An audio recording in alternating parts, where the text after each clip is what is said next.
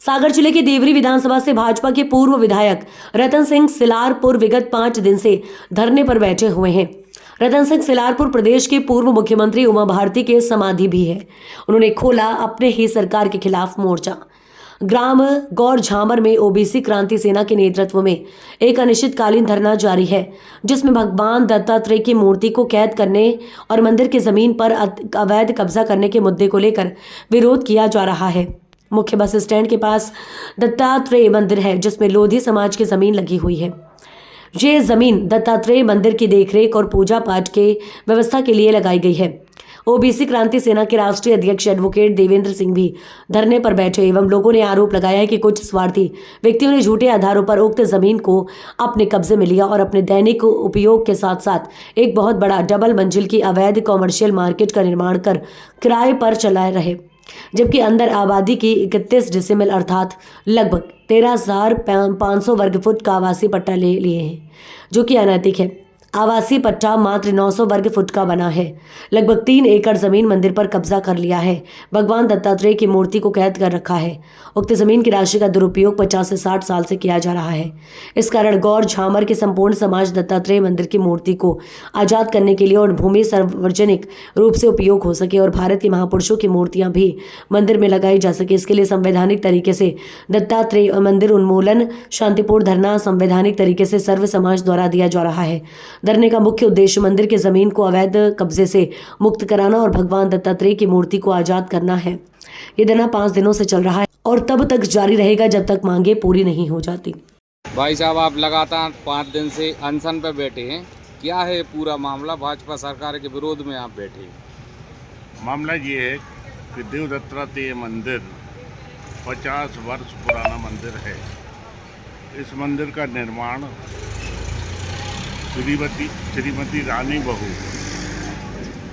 क्योंकि वो हमारी नानी थी, उन्होंने मंदिर का निर्माण करवाया था और मंदिर के निर्माण के बाद उन्होंने 4 एकड़ भूमि इस मंदिर के लिए मंदिर की रेख देख पूजा पाठ अन्य व्यवस्थाओं के लिए 4 एकड़ भूमि लगाई थी और इसके लिए एक पब्लिक ट्रस्ट बनाया था, किंतु कुछ ट्रस्टी खत्म होने पर केवल 2 ट्रस्टी बची और उनके हाथ में, एक व्यक्ति के हाथ में 40 साल से पूरा प्रबंधन देव दत्तात्रेय मंदिर का रहा। उन्होंने न मंदिर में किसी को पूजा याचना के लिए आने दिया, न दर्शनों के लिए आने दिया और मंदिर के लिए गोदाम के रूप में परिवर्तित कर दिया।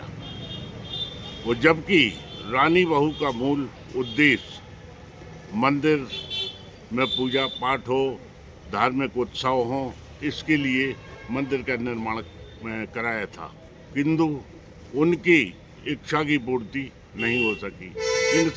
और मंदिर के लिए जो जमीन लगाई थी उस पर इन्होंने अतिक्रमण करवा दिया, एक कॉम्प्लेक्स का निर्माण करवा दिया और 3-4 मकानों का निर्माण और करवा दिया। इन अनियमितताओं के कारण हम सभी लोग इस धरने पे बैठे। भाई साहब, अभी 5 दिन में प्रशासन ने क्या कार्रवाई की? कौन आया कौन गया? यहाँ पे नायब तहसीलदार आए, आरआई आए, पटवारी आए और 2 बार आ चुके और कोई नहीं आया। भाई साहब, आप और आपके सहयोगी बैठे हैं, अगर आपकी मांगे पूरी नहीं होती तो ये अनशन कब तक चलेगा? ये निरंतर चलेगा और इस साल ये अपना एक विराट रूप लेगा, ये मान के चलिए आप। आपने आपके वरिष्ठ अधिकारियों से, नेतागणों से नहीं बोला? ये नेतागणों को खुद विचार करना चाहिए इस पे, चूँकि मैं सत्ता पक्ष का विधायक रहा हूँ तो उनको खुद विचार करना चाहिए। भाई साहब, पूर्व विधायक रतन सिंह लोधी जी के साथ आप अनशन पर बैठे हैं लगातार 5 दिन से, क्या है ये पूरा मामला? देखिए, जैसा कि मामला बताया है जी, ये दत्तात्रेय मंदिर की भूमि है जो हमारे पूर्वजों ने लगाई थी, एक उद्देश्य के तहत लगाई थी और इसका प्रबंधक है कलेक्टर महोदय, भूमि शासन की कहलाई। कलेक्टर महोदय की भूमि होने के बाद, शासन की भूमि होने के बाद उस भूमि का दुरुपयोग हो रहा है, जिसको रोकने का काम किसका है? शासन का है, कलेक्टर महोदय का है। वो कहीं ना कहीं कमजोर पड़ गए हैं राजनीति के चक्कर में, जो कोई कार्रवाई नहीं कर पा रहे हैं।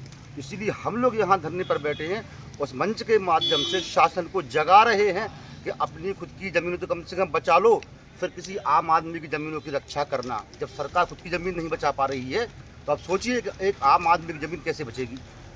भाई साहब पूर्व में भाजपा से विधायक रहे हैं, फिर भी भाजपा सपोर्ट नहीं कर रही क्या? ये बहुत दुर्भाग्य की बात है। मतलब मैं इस मंच के माध्यम से मैंने बोला ना कि एक आम आदमी का क्या होगा, जब एक पूर्व विधायक जो आदरणीय मुख्यमंत्री उमा भारती जी के नज़दीक रिश्तेदार भी हैं, एक सीएम के रिश्तेदार समधी जी होने के बाद उन्हें खुद न्याय के लिए धरने पर बैठना पड़ रहा है। और सागर में एक मंत्री हैं, 2 पूर्व मंत्री हैं और लगभग 8 विधायक विधानसभा भाजपा के हैं। उसके बावजूद भी किसी भी जनप्रतिनिधि को ये नहीं लगा कि एक बार धरने पर आके इस धरने के संबंध में बात करें या सरकार से वार्तालाप करें। ये बहुत अति दुर्भाग्यपूर्ण चीज़ है। ये अनशन कब तक चलेगा? अनिश्चितकालीन है और इसकी अगर मांग जल्दी पूरी नहीं होती है तो ऐसी और भी कई मांगें आ रही हैं पूरे बुंदेलखंड से। कई मंदिरों के ट्रस्ट बिगड़े हुए हैं, तो हर जिले में एक धरना चालू होगा।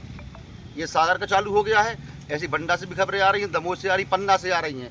और जब बुंदेलखंड के 5 जिलों में 6 जिलों में जब धरना चालू होगा तब साथ सरकार को समझ में आएगा। भाई साहब ये कौन कब्जा किए है उस मंदिर? यहाँ पर रवि शिंदे और शशि शिंदे हैं, जो यहाँ पे पूर्व जो यहाँ के पुजारी थे उनकी संतानें हैं।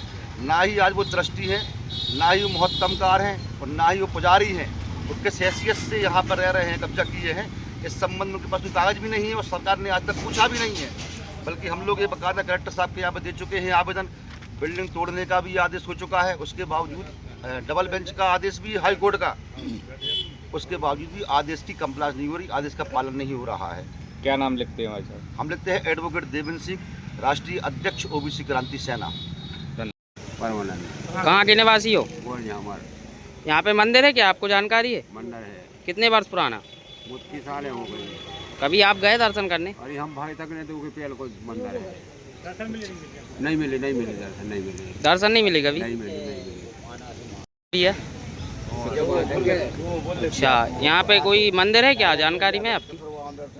इधर है, पता नहीं जो भगवान दर्शन कर भी नहीं है। अच्छा, मंदिर है, कभी दर्शन नहीं किया आपने? रामचंद्र जी, सीता मैया, लक्ष्मण जी।